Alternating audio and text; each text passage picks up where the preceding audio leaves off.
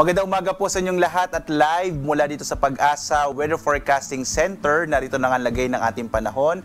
Ngayong huling araw sa buwan ng October 31, araw po ngayon ng Biyernes. At sa ating latest satellite images, makikita po natin ang ilang mga weather systems na nakakaapekto sa ating bansa.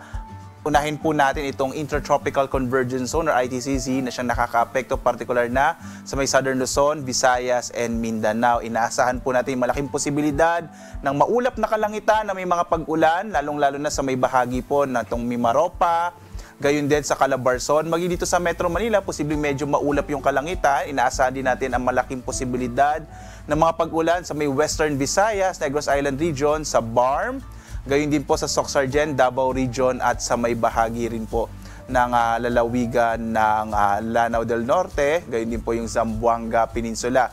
Kaya sa mga kababayan po natin, lalong-lalo na ngayon po ay special non-working holiday, kung dadalaw po kayo sa inyong mga mahal na yumao sa mga sementeryo, mainam magdala po tayo ng mga pananggalang sa ulan, lalong-lalo na yung bahagi nga ng Kabisayaan, Western Mindanao, gayon din yung Southern Luzon kasama yung Metro Manila.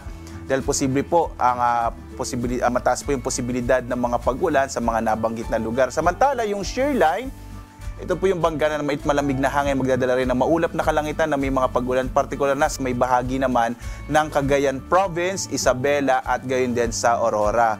Umiiral naman ngayon ang northeast monsoon o hanging amihan na siyang magdadala ng mahihinang pag-ulan, partikular naman sa bahagi ng Batanes.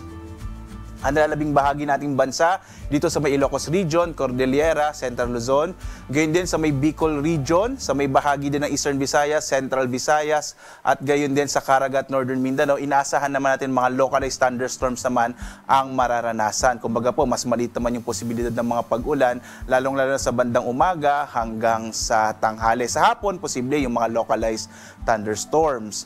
Samantala, minomonitor pa rin natin itong low pressure area na huling namataan mahigit 1,600 kilometers silangan ng southeastern Mindanao. Sa ngayon po, ay hindi pa naman natin ito inaasa magiging bagyo within the day, pero posible po pagdating ng araw ng Linggo hanggang Lunes, posible itong maging isang bagyo.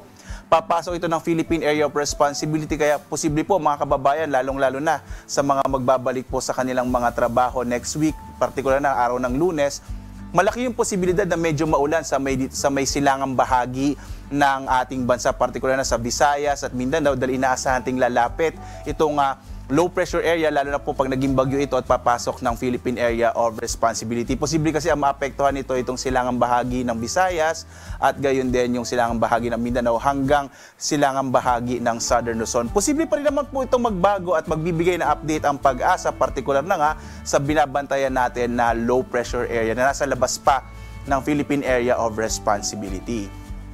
Ngayong araw nga, inaasahan natin ang malaking posibilidad ng mga pag-ulan dulot ng Intertropical Convergence Zone at shear line, partikular na dito sa may bahagi ng lalawigan po ng Cagayan, Isabela, Aurora, gayon din sa may area dito sa atin sa Metro Manila, Calabarzon at Mimaropa. Samantala, may hinang pag-ulan na dulot ng hanging amihan ang magdadala po ng mga light rains, partikular na sa bahagi ng Batanes, habang ang nalalabing bahagi ng Luzon, partikular na sa Ilocos Region, Cordillera, Central Luzon at Bicol Region, makararanas naman ng mga localized thunderstorms na sa hapon hanggang sa gabi. Maliit naman yung posibilidad ng mga pag-ulan sa umaga hanggang sa tanghali.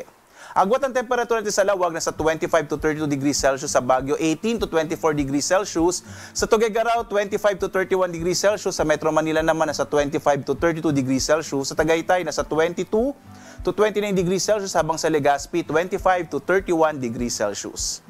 Malaki rin po yung posibilidad ng mga pag-ulan sa may bahagi ng Palawan, dulot ng Intertropical Convergence Zone or ITCZ. Naglabas nga po tayo ng weather advisory. Lalong-lalo na po, malaki yung posibilidad ng hanggang malalakas sa mga pag-ulan sa may northern part ng Palawan. Yung agwat ng temperatura sa Calayan Islands sa 25 to 29 degrees Celsius, at gayon din yung agwat ng temperatura sa Puerto Princesa, 25 to 29 degrees Celsius. Mag-ingat po yung mga kababayan natin, lalong-lalo na sa may northern part ng Palawan, sa mga potensyal na mga pagbaha, mga flash floods at pagguho ng lupa or landslide, dahil nga sa mga posibilidad ng malalakas na mga pag-ulan. Ang kanlurang bahagi naman ng Kabisayaan, ang Western Visayas at Negros Island Region, makararanas din ng malaking posibilidad ng mga pag-ulan habang mga localized thunderstorms ang mararanasan sa Central Visayas at sa may Eastern Visayas. Agwat ang temperatura natin sa Iloilo nasa 25 to 30 degrees Celsius, sa Cebu naman 25 to 32 degrees Celsius, habang sa Tacloban nasa 25 to 32 degrees Celsius.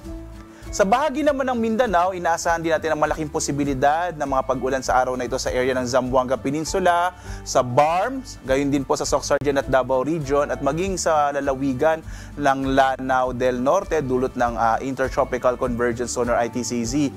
Mga localized thunderstorms naman ang mararanasan sa May Caraga at Northern Mindanao dulot ng mga localized thunderstorms. Agwat ang temperatura natin sa Zamboanga nasa 25 to 31 degrees Celsius, Cagayan de Oro naman 24 to 30 degrees Celsius, habang sa Davao nasa 25 to 31 degrees Celsius.